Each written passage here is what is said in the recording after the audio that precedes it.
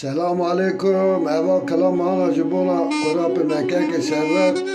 هرچی انسان دینامیش که براز گیش کارا سلام به که ثروت راج برا سلام به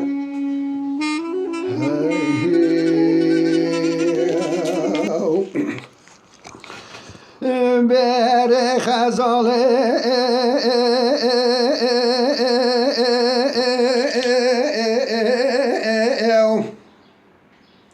هر خزاله هلا را به بزنات زنا و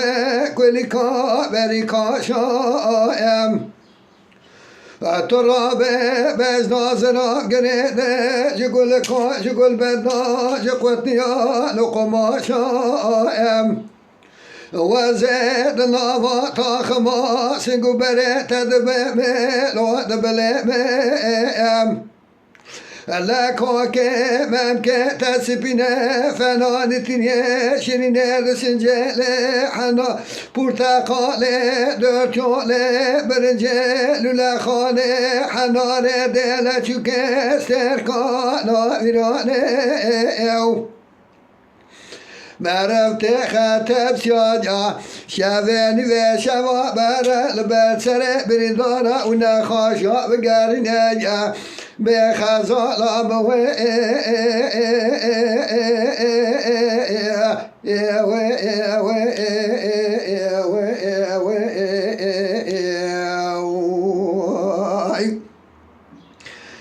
بر خزاله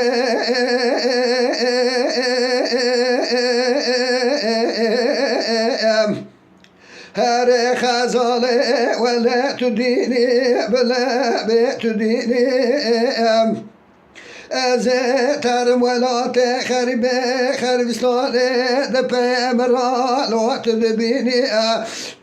دپه مرا صبر و تابیلا دل رازیل تو که بینی دخانه دا به بسر خواب بینی چاوه خواب که دست خواب گرنی تو جانا لام نابینی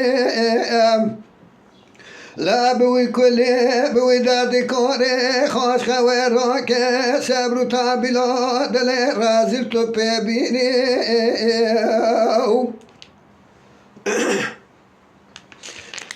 بر خزاله